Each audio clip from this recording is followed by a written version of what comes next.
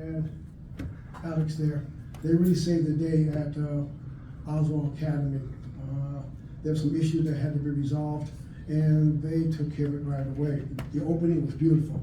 If you want to see a beautiful school, I mean, it's amazing school, go to Oswald Academy. That's going to be a fantastic place to learn. And I salute the board for making this happen. It is a sight for sore eyes, but it's truly a magnificent place. Let me talk about what Roy Humphreys was making mention of. Transparency. We need to be transparent. Parents cannot come here and speak as I am on this, Thursday at 7:30. They have things to do, and you should accept their ability to speak by way of Zoom. If you're not doing that, it leads me to believe that you're either hiding something, you're not transparent, or you're censoring. Maybe all the above, I don't know. But I would think as a public institution, which you are, these parents have a right to speak. Now, what I'm going to do is talk to them, say, I'm going to call the Department of Education and find out why you're not letting people speak by way of Zoom. Like I said, you're hiding something. That's what it comes down to. In terms of moving forward, we have great schools. We have new schools. We have professional development. We have outstanding teachers, good administrators. We have everything new. But we may be getting old scores again. If that happens, I'm going to abandon ship and hold all of you accountable, period. Because our kids deserve a lot more than they're getting. If the scores are not up, you gotta look in the mirror and say, where have I fallen short? How can I address this issue? What can I bring to the table to address this issue? Again, like I said 1,000 times, this is probably the best school district to work for in terms of needs. Schools, materials, teachers, high salary. I mean, you can't give it, there's no negative until the test scores come back. Then that's when you hang our heads and say, oh, what can we do now? Let's do more professional development.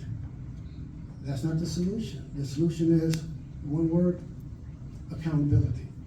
And that's what we don't have. We don't have accountability. We're freelancing. We're flying by the seat of our pants. We need to start holding people accountable. Again, if you get a chance, go by and look at Oswald Academy and say thank you to the superintendent. Special thanks to Mr. Flores, Mrs. Lopez, like poet, superintendent, and board members. That is one magnificent structure. Thank you.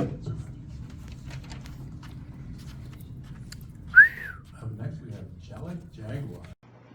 Okay, folks, this is Roy Humphreys over here in Rowland Heights, California, with a little prelogue to a couple of video clips you're going to see here with the Rowland Unified School Board meetings on the last month, on the 17th, and this month on the 4th, that's September 14th. And what is our principal notice here is last month, William Harrison came out, guns a-blazing here, taking on the Rowland Unified School District School Board administration, and in the opinion of Roy Humphreys, the Rowland Heights advocate and purveyor of everything Rowland Heights and Rowland Unified School District, who also brought voting rights to the school district, and boom, he was just hitting it one right after the other. No other explanation as to why and how in this school district, after 3 to 4 decades that I've been involved in it, that for the 80%, we're not, and Mr.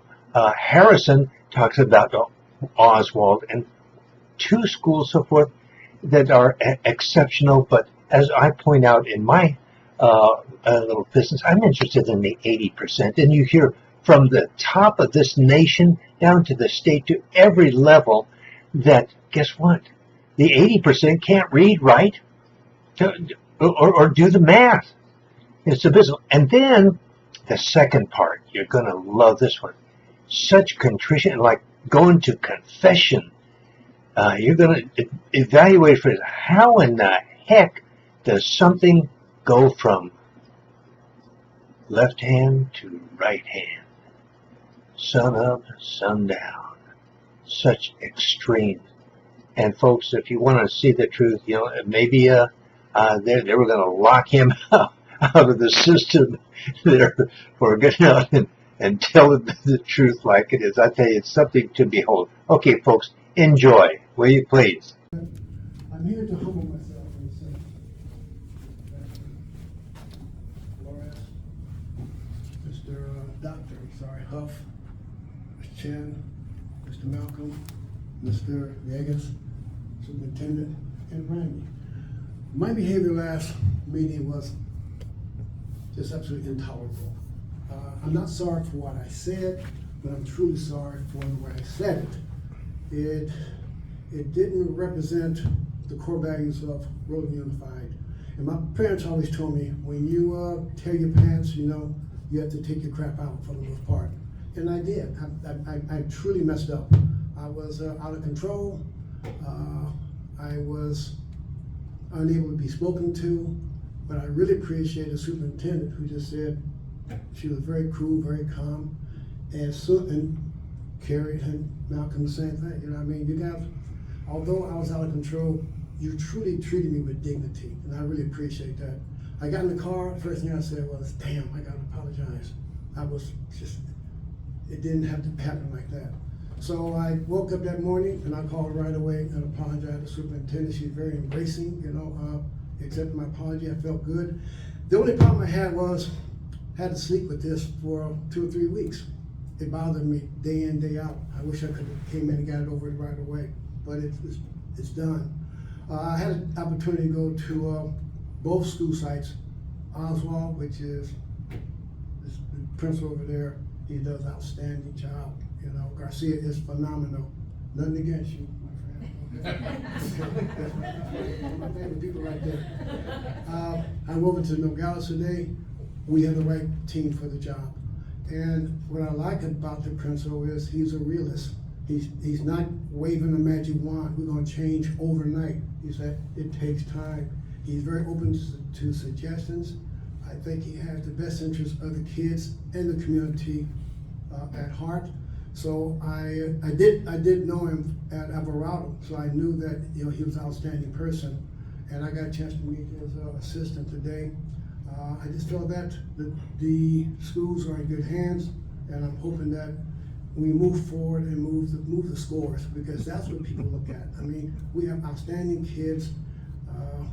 Once we get these kids to buy into what we're trying to do, get the teachers, I've emphasized that, to buy in, then we'll be very successful, because I really believe that it starts in the classroom, period. It really starts in the classroom. If we get the teachers on board, we'll be very successful, because everything a student needs, a teacher needs, is available at Rowland Unified School District. Thank you. Sorry.